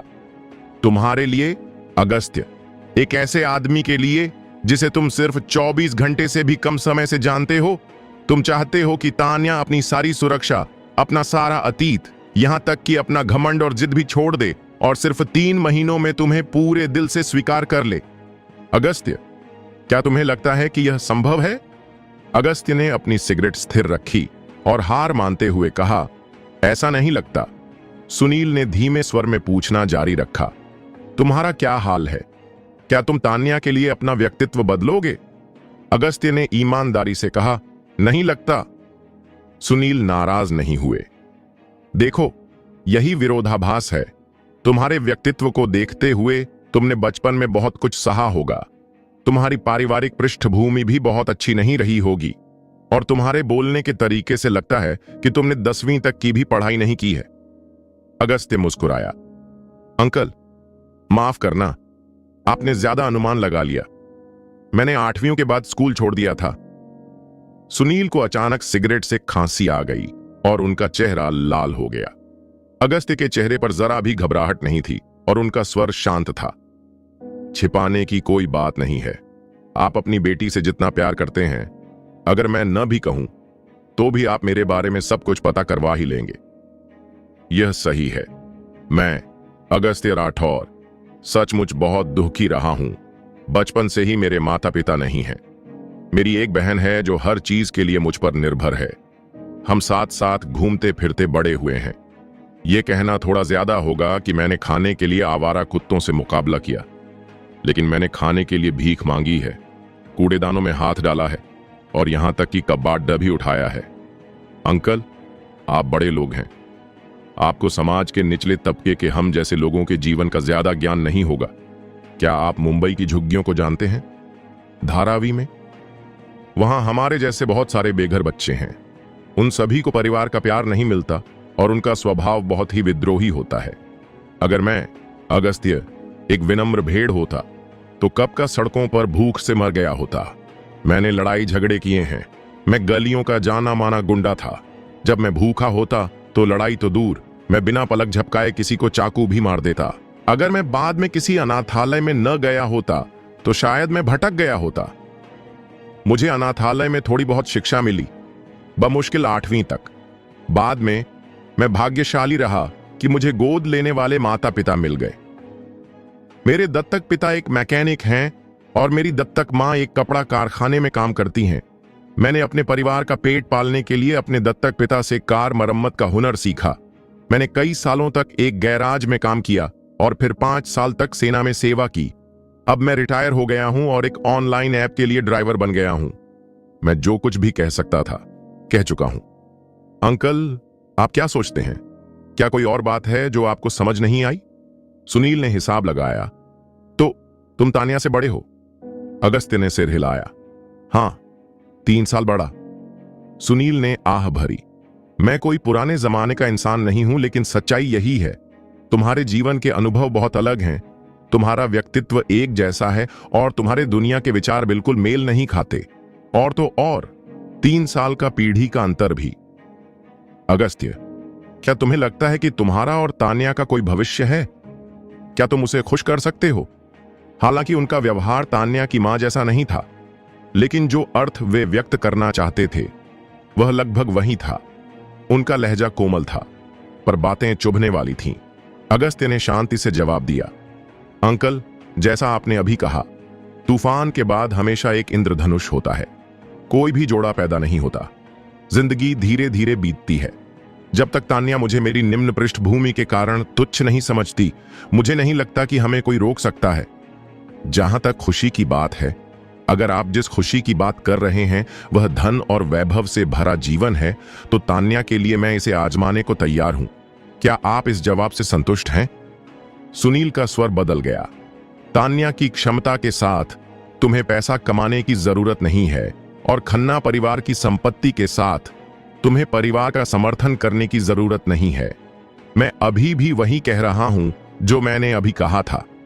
चूंकि तान्या ने तुम्हें पहचान लिया है, इसलिए मैं कुछ नहीं कहूंगा। मैं बस यह जानना चाहता हूं कि तुम तान्या के लिए क्या कर सकते हो। अगस्त ने ऊपर देखा। अंकल, मुझे सीधे बताइए, आप मुझसे क्या करवाना चाहते हैं? सुनील सीधे मुद्दे पर आ गए। आगे चलकर औरत बाहर कमाएगी और मर्द घर संभालेगा, बस यही मेरी शर्त है। तुम्हें बाहर की चिंता करने की जरूरत नहीं है। मुझे लगता है तान्या सब संभाल लेगी, लेकिन घर पर मुझे उम्मीद है कि तुम उसकी रोजमर्रा की जिंदगी का ध्यान रख सकोगे। अगस्त ने सोचा और मुस्कुराते हुए पूछा, अंकल, नाराज मत होना। मतलब आप चाहते हैं कि मैं आपके जैसा बनूं? सुनील भी नाराज नहीं हुए। हां, मेरे जैसा। कपड़े धोना, खाना बनाना, घर की सफाई करना, घर का हर काम संभालना, उसके काम की आजादी और सामाजिक गतिविधियों में दखल न देना, उसे कोई चिंता न होने देना। अगस्त्य, क्या तुम ऐसा कर सकते हो? अगर तुम वादा करो तो मैं तान्या की मां के सामने तुम्हारे लिए कुछ अच्छे शब्द कह सकता हूं। अगर तुम ऐसा नहीं कर सकते तो बस तुम्हें शुभकामनाएं दे सकता हूं। तुम्हारी आंटी और तान्या का व्यक्तित्व मानो एक ही सांचे में ढला है, उससे निपटना आसान नहीं है।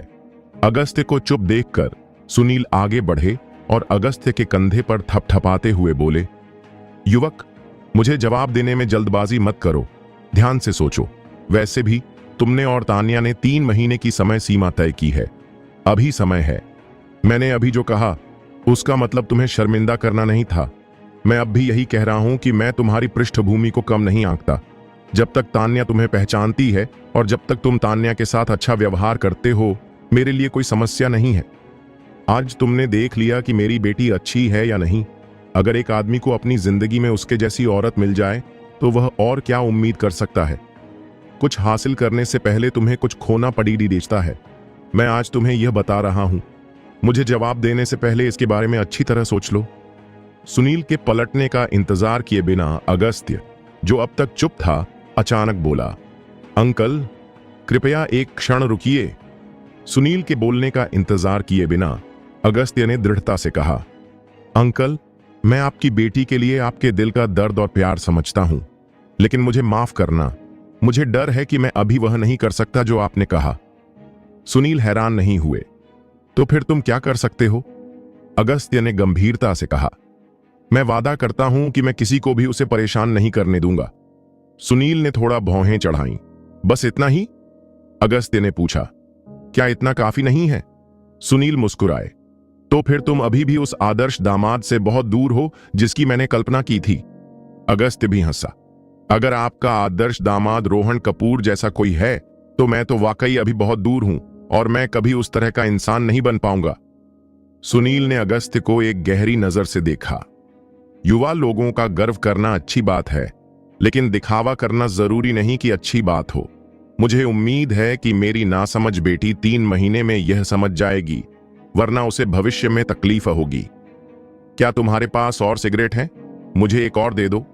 दूसरी तरफ सुनीता ने अपनी बेटी को काफी देर तक देखा और फिर गंभीरता से पूछा, क्या तूने सच में इसके बारे में सोचा है? तान्या ने वापस पूछा। क्या तुमने अभी नहीं सुना? Question mark. सुनीता ने सिर हिलाया। जब से तू एक बच्ची थी, मैंने तुझसे बड़ी उम्मीदें लगाई हैं। मैंने सोचा था कि तू मुझसे ज्यादा रोमांचक जिंदगी जिएगी। मुझे उम्मीद नहीं थी कि तू भी मेरे पुराने रास्ते पर चल पड़ेगी। जब तक तेरा सिर दीवार से नहीं टकराएगा, तू पीछे मुड़कर नहीं देखेगी। ठीक है तान्या, तू काबिल है और तेरे पंख मजबूत हैं और तुझे मेरे संरक्षण की जरूरत नहीं है। चूंकि तू अपनी पसंद पर अड़ी है, इसलिए मैं तुझे नहीं मनाऊंगी। क्या तूने उस अगस्त्य के साथ 3 महीने की समय सीमा तय नहीं की थी? उससे कहो, इस जिंदगी में मुझसे उसे स्वीकार करने की उम्मीद मत करना। खन्ना परिवार की तो बात ही छोड़ो। मैं देखना चाहती हूं कि वह इस समझौते को कैसे पूरा करता है। और तान्या, अगले 3 महीने तेरी जिंदगी बहुत मुश्किल हो जाएगी। खन्ना परिवार अब तेरी कोई परवाह नहीं करेगा और न ही मैं। अगर तू अब और बर्दाश्त नहीं कर सकती तो मुझे बताना। जिद मत करना। किसी मर्द के लिए अपना भविष्य दांव पर लगाना ठीक नहीं है। आखिर मैं एक मां हूं। अपनी बेटी से प्यार तो करती ही हूं। ये कहते हुए सुनीता की आंखें नम हो गईं। अपनी भावनाओं को दबाते हुए वह मुड़ी और बिना पीछे देखे चली गई। अगस्त्य के पास से गुजरते हुए सुनीता थोड़ा रुकी। उसका स्वर ठंडा था। अगर आज रात मेरी बेटी का एक भी बाल गिरा अगस्त्य, तो मैं तेरी नसें उखाड़ दूंगी और तेरी जिंदा खाल उधेड़ दूंगी। अगस्त्य तब तक सम्मान से खड़ा रहा जब तक दोनों आदमी नजरों से ओझल नहीं हो गए। तभी उसकी थोड़ी झुकी हुई पीठ धीरे धीरे सीधी हुई। तान्या पीछे से आई और शांति से पूछा, मेरी मां ने तुमसे क्या कहा? अगस्त्य ने सिर घुमाया। कुछ नहीं, उन्होंने मुझे तुम्हारा अच्छा ख्याल रखने को कहा है। तान्या को यकीन नहीं हुआ। बस इतना ही? अगस्त्य मुस्कुराया। और क्या? तान्या ने आंखें घुमाई। तुम अब भी हंस रहे हो। मेरी मां ने मुझे तुमसे कहने को कहा था, इस जिंदगी में उनसे तुम्हें स्वीकार करने की उम्मीद मत करना। खन्ना परिवार की तो बात ही छोड़ो, इसलिए बेहतर होगा कि तुम जल्द से जल्द हार मान लो। अगस्त्य ने सिर हिलाया। शुक्रिया, मैं समझ गया। तान्या की नजर भीड़ पर पड़ी। रोहन कपूर लोगों से ऐसे घिरा हुआ था जैसे चांद तारों से घिरा हो। रोहन अभी भी वहीं है। अब पछताने में देर नहीं हुई है। अगर तुम मुझे उसे सौंप दो तो रोहन वादा करता है कि वह तुम्हें फिर शर्मिंदा नहीं करेगा और वह तुम्हें ढेर सारा पैसा भी देगा। बोलते हुए रोहन की आंखें अचानक ऊपर की ओर मुड़ गईं, ठंडी, क्रूर और खून की प्यासी। उस महत्वपूर्ण क्षण में अगस्त्य आगे बढ़ा और धीरे से तान्या को अपनी बाहों में भर लिया। रोहन की नजरों से मिलते हुए उसने सारा दबाव झेल लिया। क्या तुम्हें सच में लगता है कि मैं इतना बुरा हूं?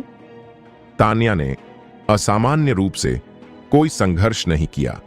हालांकि वह अभी भी अगस्त्य के करीबी संपर्क की कुछ हद तक आदी नहीं थी। खासकर उसके हाथ के स्पर्श से उसका नाजुक शरीर थोड़ा कांप उठा और उसकी धड़कनें बेकाबू हो गईं। जैसे ही रोहन का चेहरा काला पड़ गया, दबाव कम हुआ और वह एक तरफ हट गया। बाहर जाल बिछा हुआ है, तुम मुझे कैसे ले जाओगे? अगस्त्य ने कुछ नहीं बताया। यह मेरा काम है। तान्या ने कंधे उचका दिए। हां, तो अब हम क्या करेंगे? अगस्त्य ने पास की खाने की मेज की ओर इशारा किया। तान्या को पकड़ा और पास आ गया। पहले अपना पेट भर लेते हैं। तान्या दंग रह गई। अपना पेट भर लें? अगस्त्य ने पूछा। और क्या, इतना अच्छा खाना सामने है, इसे बर्बाद कैसे होने दूं? उसके बोलते ही एक बड़ा उच्च गुणवत्ता वाला झींगा अगस्त्य की प्लेट में पहले से ही था। तान्या के आश्चर्य को नजरअंदाज करते हुए अगस्त्य ने एक जगह ढूंढी और बैठ गया। बिना कोई हरकत किए उसने आसानी से झींगे को छील लिया। उसने झींगे का मांस प्लेट में रखा और इशारा किया, तुम क्यों खड़ी हो? इधर आओ। तान्या ने अनजाने में बात टाल दी। मैं नहीं चाहती तुम। उसकी बात पूरी होने से पहले ही अगस्त्य ने उसकी कलाई कसकर पकड़ ली थी। तान्या का चेहरा एकदम बदल गया। अगस्त्य, तुम ये क्या कर रहे हो? अगस्त्य ने उसकी बात अनसुनी कर दी, उठ खड़ा हुआ और उसे सीधे अपने पास खींचकर बिठा लिया। उसने प्लेट आगे बढ़ाई और दबंगई से आदेश दिया, खाओ। तान्या दंग रह गई। क्या तुम ये मेरे लिए कर रहे हो? अगस्त्य ने भौहें चढ़ाईं। और क्या? तान्या ने मना कर दिया। माफ करना, मुझे भूख नहीं है। अगस्त्य ने उसकी बात अनसुनी कर दी। नहीं, तुम्हें खाना ही होगा। तान्या ने अपना गुस्सा दबाया और लगभग अविश्वसनीय अंदाज में पूछा, अगस्त्य, क्या तुम बीमार हो? अगस्त्य ने मन ही मन कहा, मैं बीमार नहीं हूं और मैंने अभी अभी अपने हाथ धोए हैं। हालांकि मेरे झींगे छीलने का तरीका बहुत अच्छा नहीं है, फिर भी मैंने उन्हें अच्छी तरह से साफ किया होगा। तुम बेफिक्र होकर इन्हें खा सकती हो। तान्या कांप उठी। अगस्त्य, तुम क्या कर रहे हो? अगस्त्य ने भौहें चढ़ाईं। तुमने खाली पेट पिया और आज रात इतनी देर तक खड़ी रही। तुम्हें खाना ही होगा। मैंने अभी देखा कि सिर्फ यही झींगा गर्म है, बाकी सब ठंडा है। अगर तुम्हें पसंद नहीं तो मैं तुम्हारे लिए कुछ और लाऊंगा।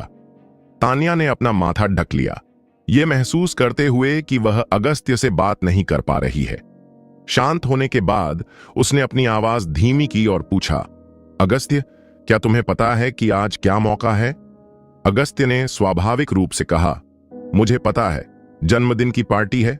तो क्या हुआ? तान्या ने अविश्वसनीय स्वर में कहा, सब लोग रिया का केक काटने का इंतजार कर रहे हैं और तुम मुझे अपने पास खींचकर खाने के लिए बिठा रहे हो। क्या यह उचित है? अगस्त्य ने पूछा। इसमें अनुचित क्या है? तान्या, तुम अभी तो इतनी निडर थीं, पूरी भीड़ को नीची नजरों से देख रही थीं। अब अचानक इतनी सतर्क क्यों हो गई? तान्या ने गंभीरता से कहा, यह डरने या न डरने का सवाल नहीं है, यह शिष्टाचार और परवरिश का सवाल है। जब तक मेजबान पार्टी शुरू होने की घोषणा नहीं कर देता, मैं खाना नहीं छू सकती। अगस्त्य का स्वर शांत था, लेकिन धीरे धीरे उनके शब्द और भी प्रभावशाली होते गए। शिष्टाचार? मैं आज पार्टी में मेहमान हूं, लेकिन कोई मुझे पार्टी शुरू होने से पहले ही बाहर निकालना चाहता है। क्या इसे शिष्टाचार माना जाता है? अभी अभी रोहन कपूर ने मेरे शहीद साथी का अपमान किया। हॉल में सभी ने उसकी बातें साफ सुनी। क्या एक भी व्यक्ति मेरे लिए बोलने के लिए खड़ा हुआ? नहीं, वे सब तमाशा देख रहे हैं। उन्हें लगता है कि मैं, अगस्त्य, अपनी हैसियत से ज्यादा सोच रहा हूं। उन्हें लगता है कि मेरे जैसा छोटा इंसान सम्मान का हकदार नहीं है और कुचले जाने का हकदार है। क्या इसे शिष्टाचार माना जाता है? और हां, रोहिणी सिंघानिया इस परिवार से हैं और उन्हें मेजबान माना जाना चाहिए, लेकिन उन्होंने अभी अभी सबके सामने पहले तुम्हारी मां पर हमला किया और फिर दिया को जबरदस्ती करने में मदद की, और यहां तक कि अपनी मर्जी से तुम्हें बदनाम किया और गालियां भी दी। क्या इसे शिष्टाचार कहते हैं? आज उपस्थित सभी लोगों में से क्या किसी ने अभी अभी तुम्हारे लिए एक शब्द भी कहा? नहीं। वे रोहन को नाराज करने से डरते थे। वे रोहिणी के दबाव में थे, इसलिए वे भी भेदियों की झुंड में शामिल हो गए। ऐसा नहीं है कि मैं नियमों और शिष्टाचार को नहीं समझता, लेकिन ये तथाकथित ऊंचे वर्ग के लोग मेरे सम्मान के लायक नहीं हैं। इसके अलावा मैं, अगस्त्य, बस इसी तरह का व्यक्ति हूं। मुझे हर समय विनम्रता और परवरिश के बारे में बात करना पसंद नहीं है। तुम्हारे पिता सुनील ने मुझे बस थोड़ा संयम बरतने के लिए मनाने की कोशिश की और कहा कि वे तुम्हारी मां से मेरी बात कर सकते हैं, लेकिन मैंने मना कर दिया। मेरा जवाब आसान है, इन 3 महीनों में मैं अपनी कमियां नहीं छिपाऊंगा। मैं जो हूं वही हूं। मैं अगस्त्य हूं, समाज के सबसे निचले तबके का एक मामूली इंसान। मैं एक मजदूर वर्ग के इलाके में पला बढ़ा हूं। मुझ में बहुत सारी बुरी आदतें हैं। मैंने कोई ऊंची शिक्षा नहीं ली है, न ही मुझ पर कोई कुलीन संस्कृति का प्रभाव पड़ा है। मैं बस एक आम नागरिक हूं, एक ऑनलाइन ऐप का एक ड्राइवर। इसमें छिपाने जैसी कोई बात नहीं है। मुझे नहीं लगता कि इसमें कोई शर्मनाक बात है, चूंकि किस्मत ने हमें एक साथ बांधा है, और चूंकि तुम, तान्या, मुझे यह मौका देने को तैयार हो, तो मैं यह जिम्मेदारी उठाने को तैयार हूं। लेकिन तुम्हारे पिता से गलती हो गई। जिम्मेदारी आपसी होती है। यदि तुम, तान्या, मुझे एक मौका देने को तैयार हो, तो मैं, अगस्त्य, तुम्हारे सिर के ऊपर का आसमान उठाने को तैयार हूं। लेकिन तुम चाहती हो कि मैं विनम्र रहूं। तुम चाहती हो कि मैं अपने बारे में सब कुछ बदल दूं। तुम चाहती हो कि मैं एक घर जमाई बनूं। तुम मेरे स्वाभिमान का उपयोग अपने खन्ना परिवार की मान्यता के बदले में करना चाहती हो। क्षमा करें, मैं ऐसा नहीं कर सकता। मैं अपना सिर कभी नहीं झुकाऊंगा, भले ही मैं मर जाऊं। ऐसा नहीं है कि मैं तुम्हारे लिए बदलना नहीं चाहता। देना पारस्परिक है। मैं एक आदमी हूं और मुझे थोड़ा और देना चाहिए, लेकिन इसका मतलब यह नहीं है कि मैं बिना शर्त सब कुछ दे सकता हूं। अंत में मुझे एक आखिरी बात कहने दो। मेरे पास वह विनम्रता और परवरिश नहीं है, लेकिन मैं, अगस्त्य, वही करता हूं जो मुझे करना चाहिए, और वह नहीं करता जो मुझे नहीं करना चाहिए। मैंने कभी कमजोरों को नहीं धमकाया। मैं पूरी तरह से सीधा खड़ा हूं और मुझे अपनी अंतरात्मा पर कोई पछतावा नहीं है। दूसरे शब्दों में, तुमने अभी सबके सामने स्वीकार किया है कि तुम मेरी औरत हो, इसलिए मुझे तुम्हारा अच्छे से ख्याल रखना चाहिए। भूख लगे तो खाओ, लेकिन अगर तुम्हें लगता है कि मेरे साथ बैठना शर्मनाक है, तो तुम्हें 3 महीने इंतजार करने की जरूरत नहीं है। तुम मुझे अभी बाहर निकाल सकती हो, लेकिन मेरा वादा अभी भी कायम है। कल रात जो हुआ वह मुझसे जुड़ा था, और मैं किसी को भी तुम्हें कोई परेशानी नहीं पहुंचाने दूंगा। जब तक यह मामला सुचारू रूप से और शांतिपूर्वक हल नहीं हो जाता, मैं तुम्हारे साथ रहूंगा। यह वह शिष्टाचार और परवरिश है जिसका मैं पालन करता हूं। यह कहने के बाद अगस्त्य ने प्लेट वापस खींच ली और निवाला एक एक करके खाने लगा। जैसे ही अगस्त्य ने खाना शुरू किया, सभी ने अपनी आंखें घुमा लीं। कुछ ने उपहास किया, कुछ ने उसे अवमानना से देखा। अगस्त्य दूसरों से प्रभावित नहीं था। उसका शरीर गतिहीन रहा और उसकी चबाने की हरकतें अभी भी धीमी और स्थिर थीं। उसने चाकू और कांटे का इस्तेमाल नहीं किया, लेकिन उसके खाने की हरकतों ने लोगों को दूसरी बार देखने पर मजबूर कर दिया। यह असभ्य नहीं था, बल्कि इसमें एक अवर्णनीय जंगलीपन था। अजीब माहौल में तान्या ने अचानक पूछा, क्या यह स्वादिष्ट है? दोस्तों, आपको यह एपिसोड कैसा लगा हमें कमेंट करके जरूर बताएं और इस वीडियो को लाइक और शेयर करना ना भूलें। चलिए मिलते हैं एक नए एपिसोड के साथ।